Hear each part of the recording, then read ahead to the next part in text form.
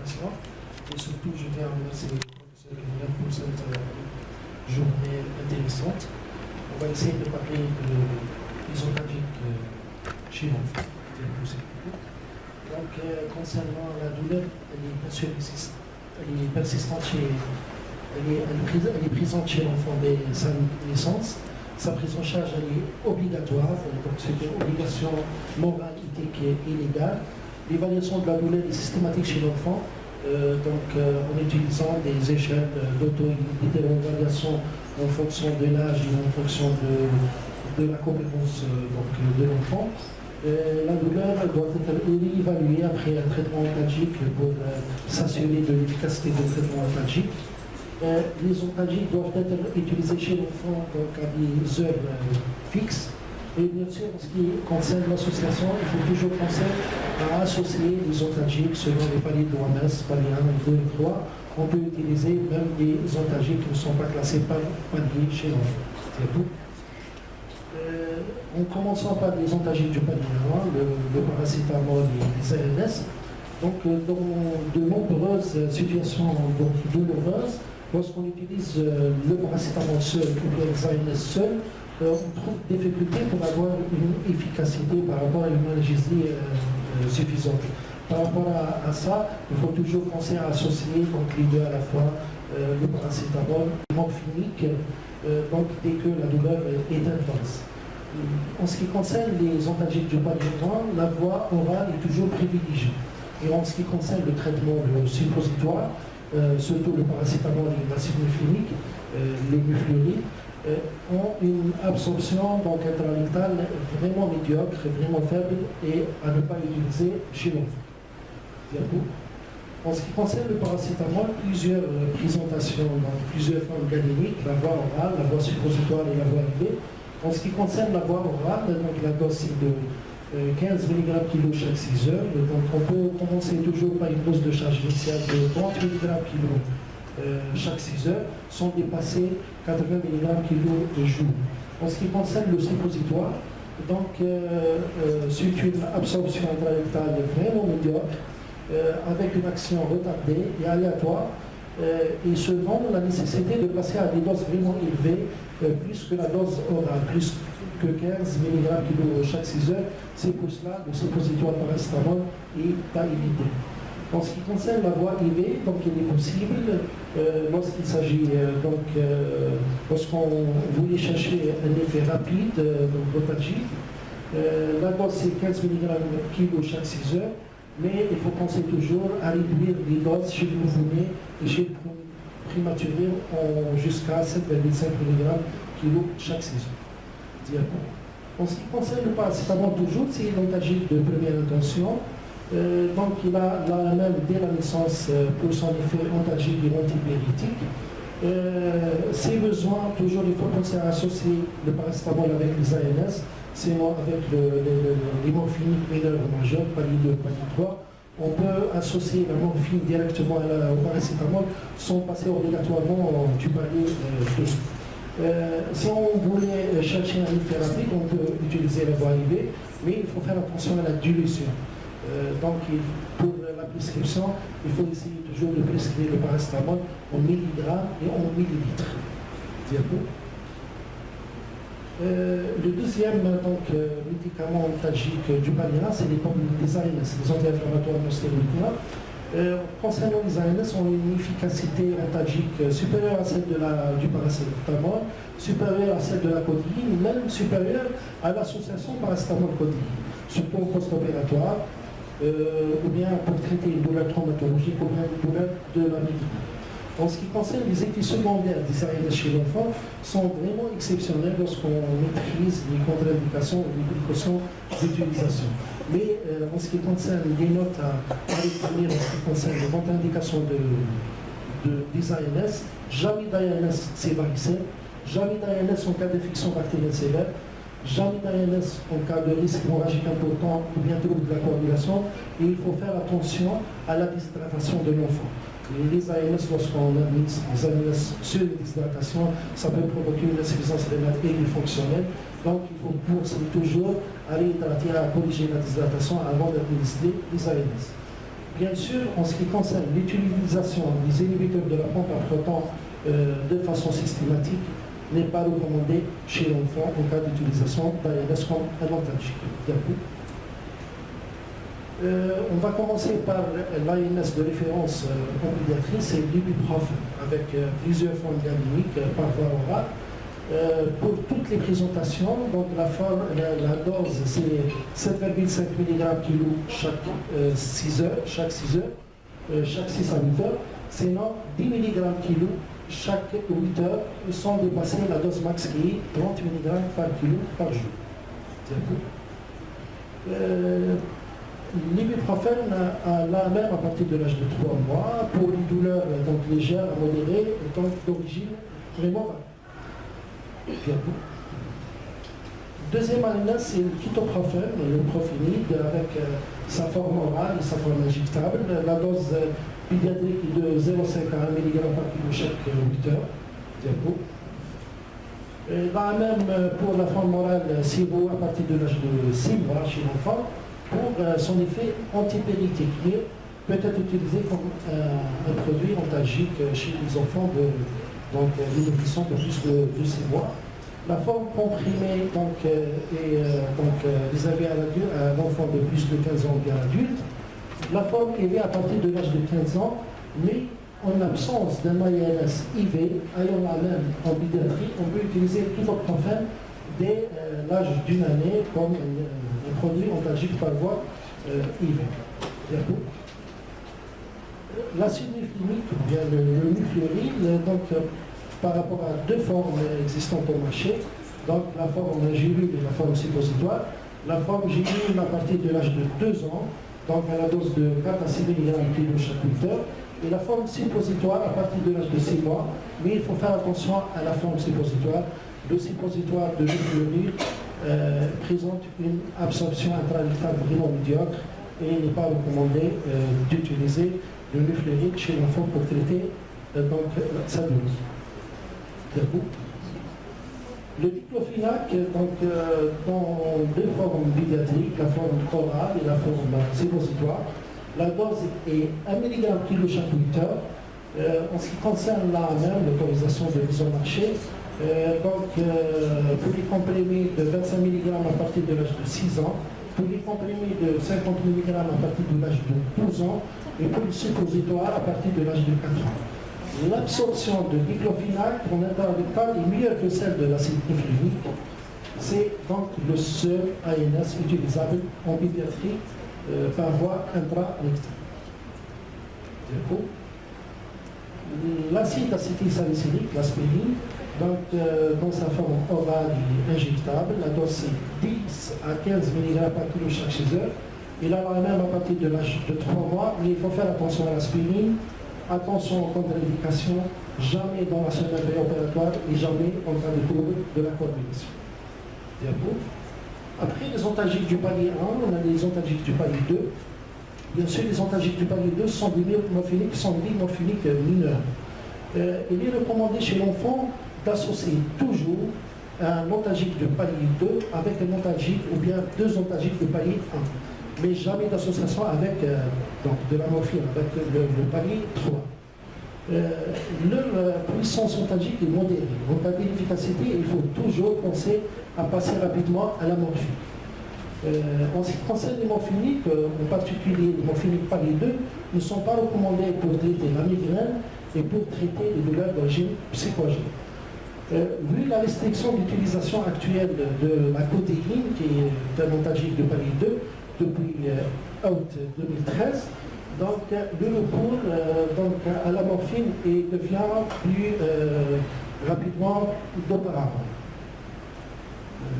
Donc en ce qui concerne la codéine qui est un antalgique de palier 2, donc il faut faire attention à la codéine. Donc depuis août 2013, donc l'Agence nationale de sécurité des médicaments et des produits de la santé a lancé une alerte. Pas de codéine, la codéine n'est pas recommandée avant l'âge de 2 ans. Et chez la femme qui est alerte, bien sûr, avec la lecture. Diapo. La codéine avec deux formes orales, la codoliprane et d'afalgoncotilini. Donc la dose c'est 0,5 à 1 mg/kg chaque 6-8 heures. En ce qui concerne la même codoniprane à partir de l'âge de 15 ans et d'afalgoncotilini à partir de l'âge de 12 ans, avec beaucoup d'effets secondaires, avec un risque d'avoir une sédation excessive et dépression respiratoire. Donc il faut faire attention, il faut surveiller de près la conscience et la fréquence respiratoire. En ce qui concerne la cotiline, pourquoi elle est contre-indiquée chez l'enfant de moins de 12 ans et après l'amygdalectomie ou bien chez la femme qui a un être, parce que la cotiline finalement il se transforme de façon partielle au niveau du foie par une enzyme hépatique et qui va donner de la morphine. Et 5% de la population pédiatrique est considérée comme ultra-métaboliseur. Donc les enfants, ils vont donc à 5% de la population pédiatrique, elle va métaboliser une quantité vraiment importante de la protéine et elle va donner de la morphine avec un risque d'avoir un surdosage, risque de sédation excessive et risque de dépression respiratoire. Et 30% de la population pédiatrique est considérée comme des métaboliseurs qui sont lents, donc avec le risque d'avoir une inefficacité par rapport à un défaut de dégradation de la protéine au niveau hépatique. Et par rapport à des études qui sont récentes, ils ont trouvé que les ARNS sont plus puissants en matière d'analgésie que la codeine. En ce qui concerne le deuxième antalgique du palier 2, c'est le tramadol. C'est un agoniste des récepteurs morphiniques nus, il est un inhibiteur de la capture de la sérotonine et de la noradrénaline. Donc il est utilisé pour traiter la douleur nociceptive, mais également pour traiter la douleur neuropathique. Avec plusieurs formes cliniques, la forme par voie orale, donc la dose c'est entre 1 et 2 mg/kg chaque 6-8 heures. Pour la forme LP, donc elle se donne 2 fois par jour, et la forme EV, elle n'a pas dans la même chez l'adulte, mais quand même elle se donne à des doses de 1 à 2 mg/kg chaque 6 heures. Donc en ce qui concerne le tramadol, il a la même à partir de l'âge de 3 ans pour les solutions buvales, la même à partir de 15 ans pour les comprimés, 12 ans à partir de 2 ans pour la forme retardée, la forme LP, et la forme IV n'a pas dans même chez l'enfant, mais on peut l'utiliser à des doses bien précises. Donc il faut faire attention aux effets secondaires, la même chose que la codéine, sédation excessive et dépression respiratoire, surveillance étroite de la conscience et de la fréquence respiratoire. Il faut noter le risque d'effet additif en cas d'utilisation prolongée. Le palier 3, donc l'hémophilique majeur. Dans le palier 3, seule la morphine est couramment utilisée en pédiatrie. Donc c'est la molécule de référence des agonistes morphiniques nus. La morphine est indiquée pour traiter la douleur intense, que ce soit la douleur d'origine nociceptive, mais également la douleur d'origine neuropathique. La morphine n'est pas recommandée pour traiter les céphalées, n'est pas recommandée pour traiter les douleurs psychogènes. La morphine orale chez l'enfant, sans être banalisée, devrait être plus largement utilisée en passant directement du palier 1 au palier 3, compte tenu de défauts de molécules de palier 2.